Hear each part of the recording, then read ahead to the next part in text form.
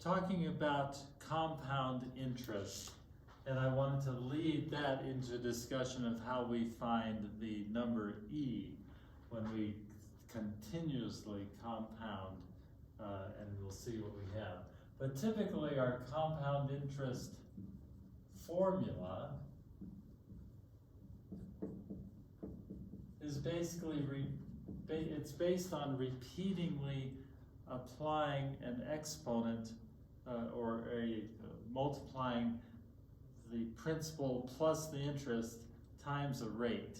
And so we get this P, which is our principal, then we have 1 plus the rate, which is typically I'll just write rate here, and then number of compounding periods in a year,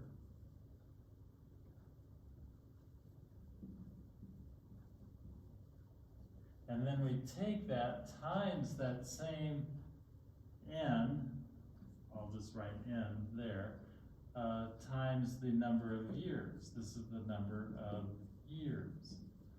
So let's suppose we have a loan for $1,000 and the rate is 5% per year, but we're compounding it monthly. Then our formula, and let's suppose it goes for 5 years. Let's suppose, let's add another 0 here, you bought a car. So the amount of interest that you're going to pay at the end of 5 years is going to be, or the amount total that you're going to pay is going to be 10,000 times 1 plus our rate, which is 0.05, divided by the number of compounding periods in a year. That's going to be 12 because it's doing it, we're compounding monthly.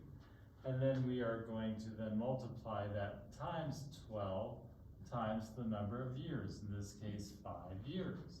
And so we simply take 1 or 10,000 and we multiply it by 1 plus whatever 0.05 divided by 12 is, and our exponent is 60. We have 60 periods that we're going to be doing this monthly payment, 60 monthly payments. Go to our calculator. Loan calculators do this just as well as anything else, and you get a number. And it's typically, for an auto loan like that, it's probably you're probably gonna pay about maybe $12,000, something like that. I'm just guessing. But all of that is going to figure that out. But there's a principle here.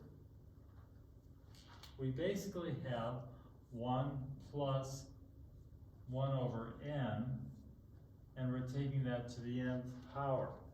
The more compounding periods we have, the bigger this number is. Let's suppose we were compounding every day. This would then be 365, and this would be 365 times 5 years.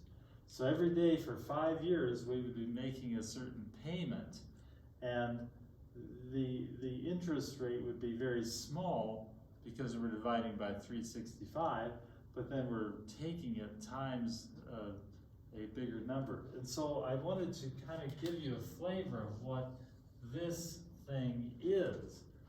As n gets really big, this number inside the parentheses gets very close to 1, because 1 over n gets very close to 0. But we're multiplying it times a bigger and bigger exponent all the time.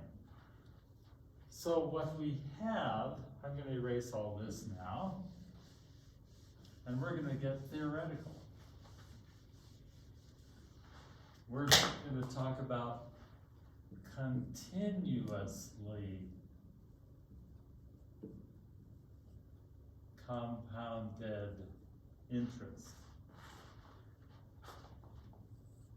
And so what I'm doing is I'm going to take 1 plus 1 over 1 to the first power. I'm basically saying, what does 1 plus 1 over n to the n go to? Well, 1 plus 1 over 1 to the 1 is going to be 2 to the first, which is 2.